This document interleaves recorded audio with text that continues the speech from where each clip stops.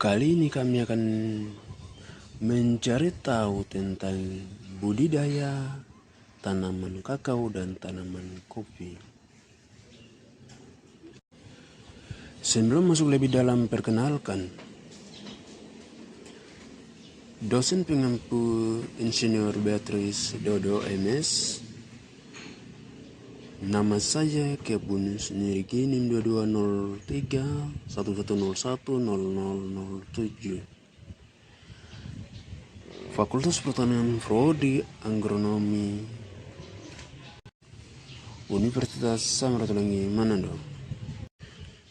Hayo, mari teman-teman, kali ini kami akan mengetahui bersama-sama bagaimana membudidayakan tanaman kakao dan tanaman kopi.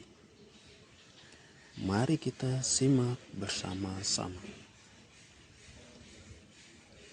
Sebelum itu kami akan mengetahui klasifikasi tanaman kakao dan tanaman kopi terlebih dahulu. Tanaman kopi memiliki kerajaan Phalanthai, divisi Agoiospermae, kelas Magnoliopsida, dan ordo Gentianales, famili Rubiaceae, genus Coffea, spesies Arabica dan Agenarflo. Demikian juga dengan tanaman kakao memiliki kerajaan Phalanthai, definisi Agiospermae, kelas Magnoliopsida dan ordo Malvales, famili Malvaceae, dengan genus Dehorborna, spesies kakao. Itulah klasifikasi kedua tanaman tersebut. Dan kali ini kami akan melihat bersama-sama bagaimana petani memilih benih yang unggul dan berkualitas tinggi untuk menanam selanjutnya.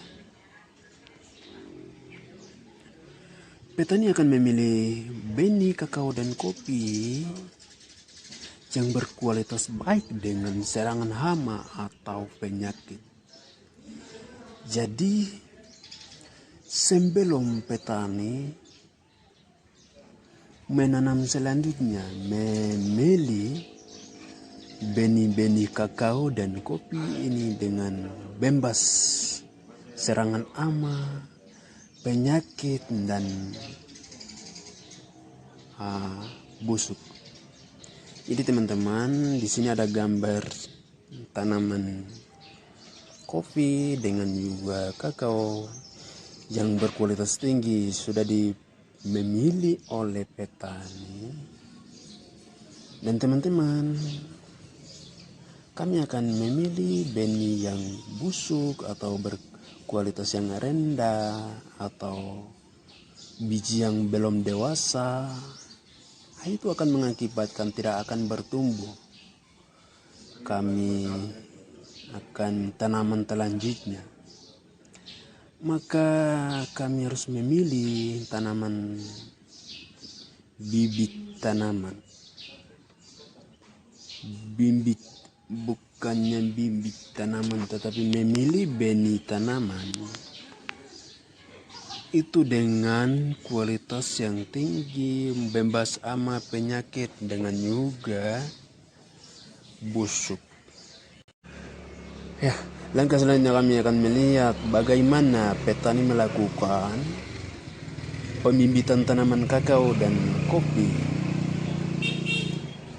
Yaitu teman-teman, kami melihat di sini ada dua gambar yang berbeda. Di bawah ini, petani biasa dilakukan pembibitan satu di luar dari polybag, dua pembibitan dilakukan dalam polybag.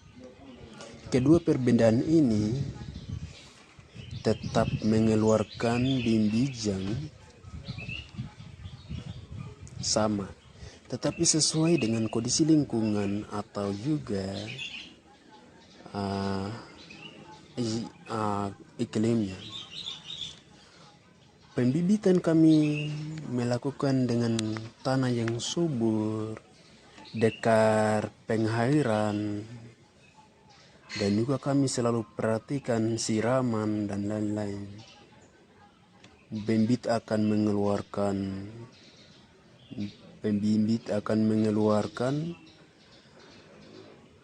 bibit tanaman yang maksimal dan bibit tanaman juga yang berkualitas untuk baik membedakan di lahan penanaman tanaman tersebut.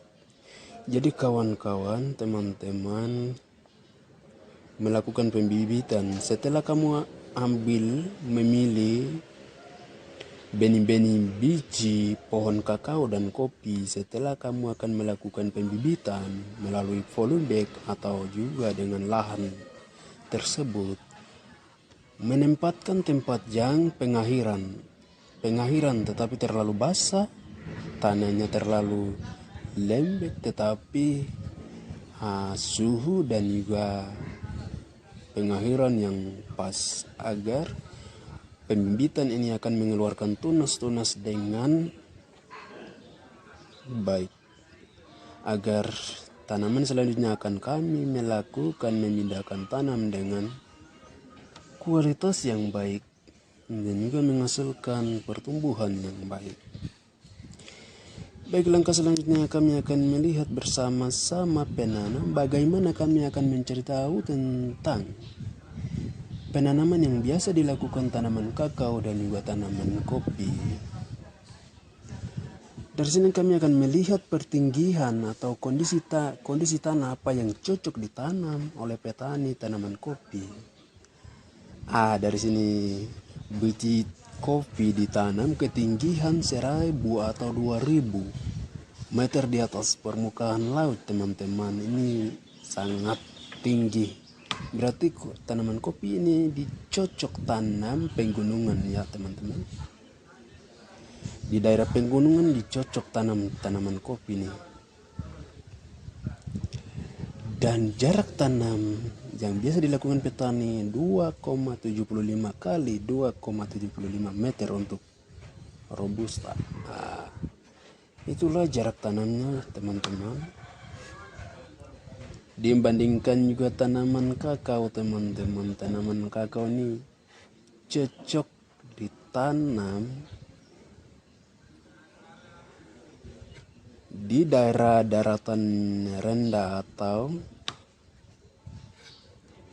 di bawah permukaan laut 0 sampai 600 permukaan laut, dengan jarak tanaman 3 meter lebar dan juga 4 meter panjang.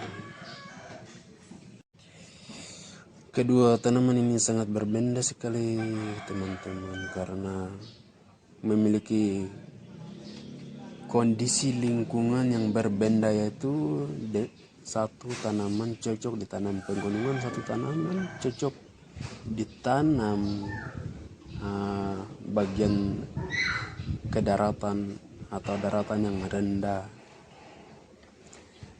Jadi tanaman yang kamu mengembangkan harus sesuai apa yang kami melihat bersama-sama di sini.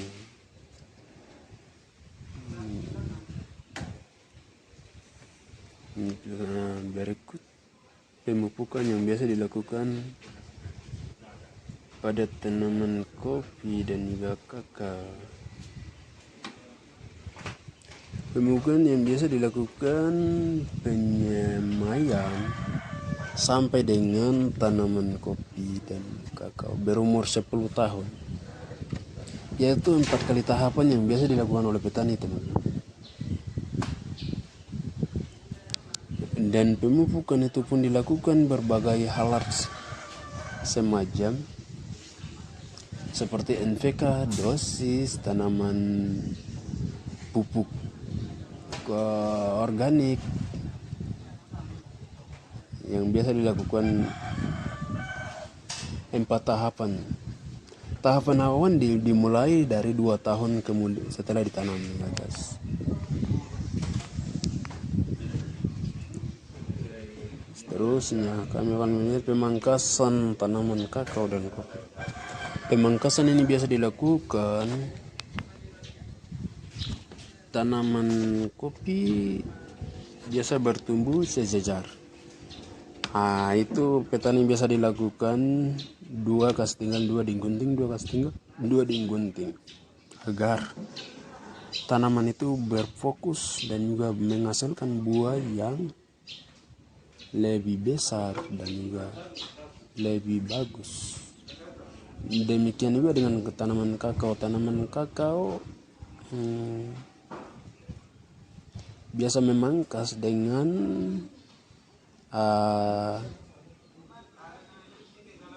tanaman tumbuhan bagian daun di atas, bagian akar-akar baru yang mau dikeluar dipangkas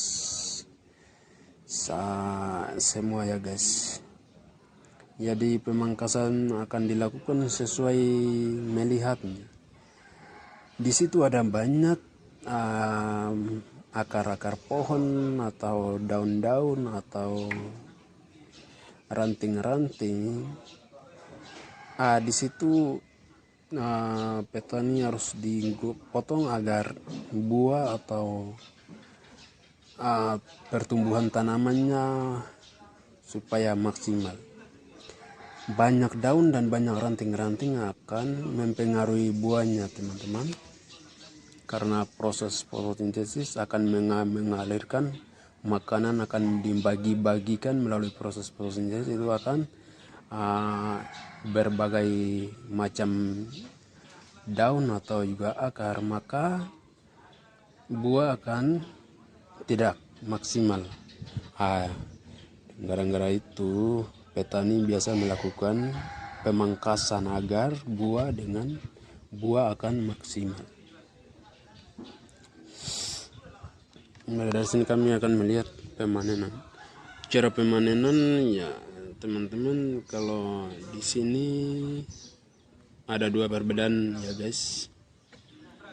Tanaman kopi hanya diambil oleh petani melalui secara lokal, dan juga tanaman kakao diambil secara lokal tetapi menggunakan gunting atau pisau untuk potong buahnya.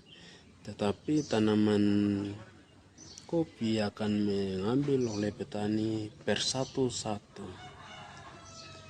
dan juga membedakan juga teman-teman, tanaman kopi dan tanaman kakao ini tidak akan